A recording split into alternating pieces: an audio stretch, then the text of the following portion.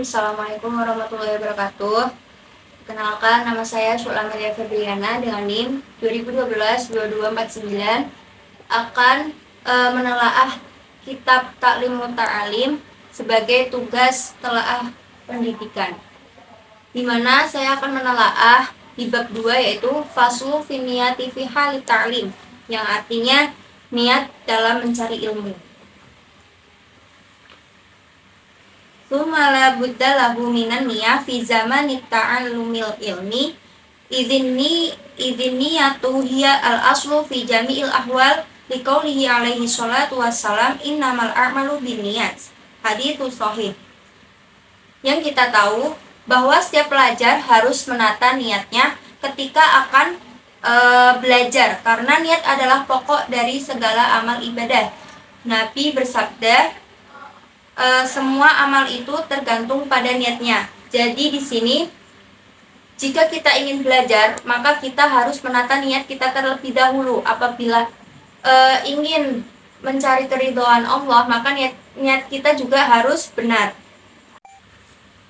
Wa an Rasulillah sallallahu alaihi wasallam kam min amali yutasawwaru bi surati amali dunya wa yasiru bi husni niyah min amalil akhirah. Jadi Rasulullah SAW bersabda dalam hadisnya, banyak perbuatan atau amal yang tampak dalam bentuk amalan keduniaan, tapi karena didasari dengan niat yang ikhlas, maka menjadi atau tergolong amalan-amalan akhirat. Maksudnya di sini amal dunia yang didasari dengan keikhlasan, dengan niat yang ikhlas dan niat yang benar, maka amal itu akan baik di akhirat juga, akan mengalir, akan terus mengalir di akhiratnya.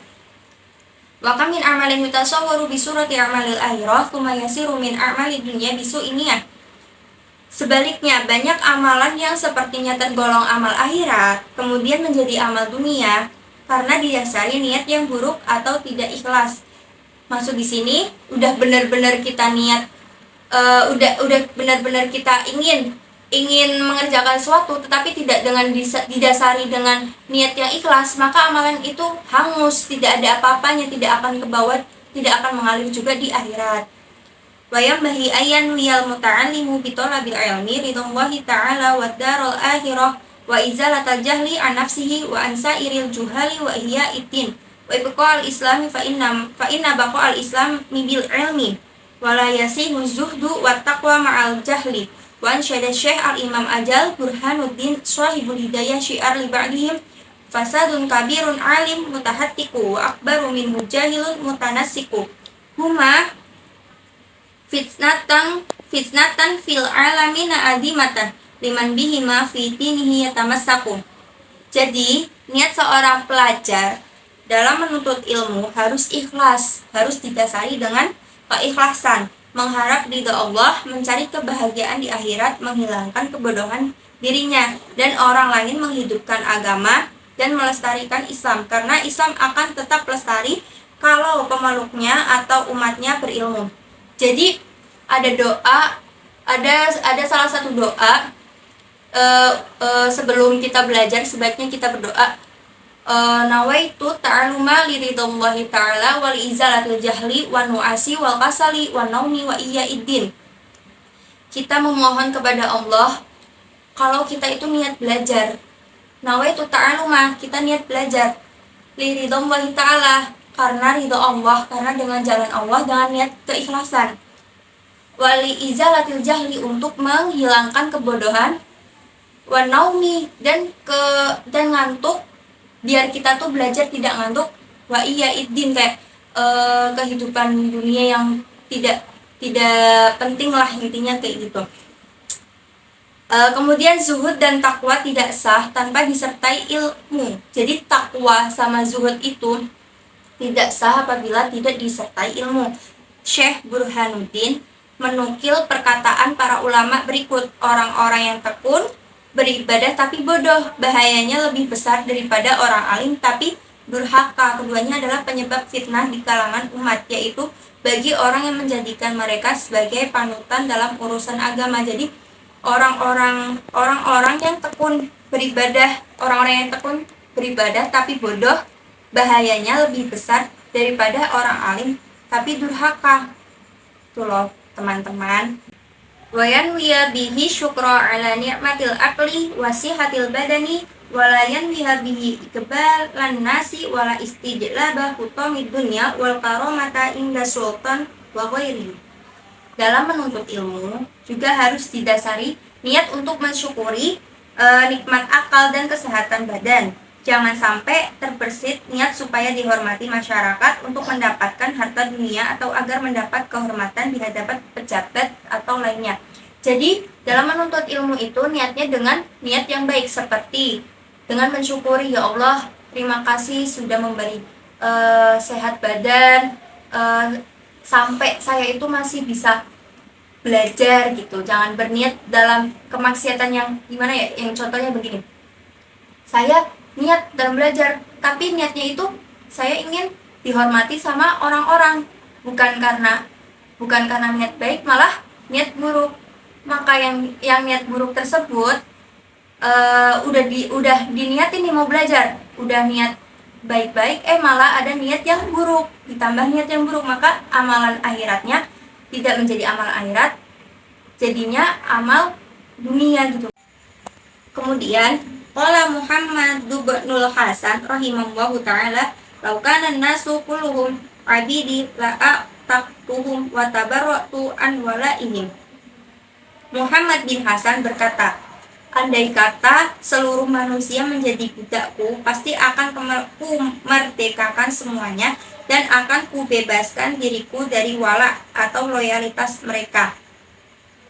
Waman wajadalat tatal ilmi wal amali bihi qallama yarhabu fima indan nas. Ansyadana Syekh Al-Imam Al-Ajal Al-Ustad Kiwamuddin Ahmad bin Ibrahim bin Ismail As-Safaril Ansari imla'an li Abi Hanifah rahimahullahu ta'ala, man talabal ilma bima'at faza bifadli minal risyad fayali khusrani talibihi linaili fadli minal ibad.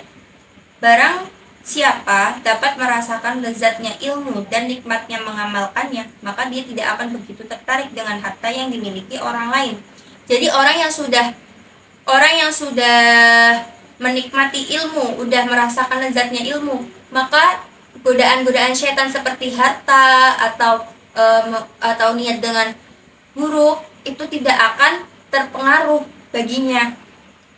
Syekh Imam Muhammad bin Ibrahim bin Ismail Ash-Shafar Al-Ansari membacakan syairnya kepada Abi Hanifah, siapa yang menuntut ilmu untuk akhirat, tentu ia akan memperoleh anugerah kebenaran, dan kerugian bagi orang yang menuntut ilmu hanya karena mencari kedudukan di masyarakat. Jadi siapa yang menuntut ilmu dengan niat akhirat, dengan niat baik, dengan niat ikhlas, maka dia itu tidak akan tergoda oleh masalah-masalah yang ada di dunia, seperti kedudukannya di masyarakat atau untuk dihormati oleh masyarakat. Allahumma illa idza talabal jahalil amri bil ma'ruf wan nahi anil munkar wa tanfidil haqqi wa i'zazid din la li nafsihi wa hawa fa yajuzu dzalika bi qadri ma yuqimu bil amra bil ma'rufi wan nahi anil munkar. Boleh menuntut ilmu dengan niat dan upaya mendapat kedudukan di masyarakat kalau kedudukan tersebut digunakan untuk amar ma'ruf nahi munkar dan untuk melaksanakan kebenaran serta untuk menegakkan agama Allah, bukan untuk mencari keuntungan diri sendiri, juga bukan karena keinginan hawa nafsu. Jadi boleh menuntut ilmu karena kedudukan di masyarakat, tapi itu ada persyaratannya. Yang pertama itu karena amar ma'ruf nahi munkar, menjalankan kebenaran dan meninggalkan yang salah, dan untuk melaksanakan kebenaran, yaitu melaksanakan kebenaran, kemudian serta untuk menegakkan agama Allah, seperti para kiai gitu loh, menuntut ilmu karena ingin ilmunya bertambah, yang kemudian dibagikannya kepada orang-orang atau masyarakat. Wayam bagi litolibil ilmi ayatafaqqara fi dzalika fa innahu yata'allamul ilmi bi jahdin katsirin fala yasrifahu ila dunyal hakiratil qalila alfaniyah syi'run hiya dunya aqalun minal qalil wa ashikuha adalun minal dalil tusimu bi sihriha qauman wa tu'mi fahum mutahayyiruna bila dalilin. Hal itu perlu direnungkan oleh para penuntut ilmu, supaya ilmu yang mereka cari dengan susah payah tidak sia-sia. Oleh karena itu, dalam mencari ilmu jangan punya niat untuk mencari dunia yang hina dan fana itu. Seperti kata sebuah syair, dunia ini lebih sedikit dari yang sedikit. Orang yang terpesona padanya adalah orang yang paling hina. Dunia dan isinya adalah sihir yang dapat menulihkan dan membutakan. Mereka kebingungan tanpa petunjuk. Jadi kita juga diwajibkan untuk mencari ilmu, karena thalabul ilmi fardhatun ala kulli muslim wa muslimatin, seperti yang sudah dibahas di bab yang pertama, bahwa mencari ilmu itu hukumnya wajib bagi muslim dan muslimah. Kenapa kita wajib mencari ilmu? Karena supaya ilmu yang mereka cari dengan susah payah tidak sia-sia dan diwajibkan dengan niat yang baik, yaitu untuk tidak sia-sia. Oleh karena itu, dalam mencari ilmu jangan punya niat untuk mencari dunia yang hina, karena dunia ini hanya sementara dan akan dilanjutkan kepada kehidupan di akhirat. Wa yambaghi li ahlil ilmi ala yudhillu nafsahu bitama'i fi ghairil matma'ah wa yataharraza amman fihi madallatul ilmi wa ahli wa yakunu mutawadi'an wa tawaddu'u bainat takabbur wal madallatu wal iffah kadzalika yu'rafu dzalika fi kitabil akhlaq. Para ulama harus menjaga diri dari hal-hal yang dapat merendahkan martabatnya, harus tawadu dan tidak tamat pada harta dunia. Jadi para ulama juga sebagai tokoh agama, sebagai orang yang sudah memiliki ilmu banyak, dianjurkan untuk merendahkan martabatnya, harus tawadu dan tidak tamak pada harta dunia. Segitu pula seorang ulama yang sudah mempunyai ilmu banyak, apalagi kita yang masih ingin mencari ilmu, yang masih harus haus ilmu, maka itu kita harus belajar dari para ulama yang bagaimana disyaratkan harus bertawadu, janganlah tamak pada dunia akhirat. Ansyada Syekh Al-Imamul Ajal Al-Ustad Ruknul Islam Al-Ma'ruf Bil Adib Al-Mukhtar Syi'ran li nafsihi.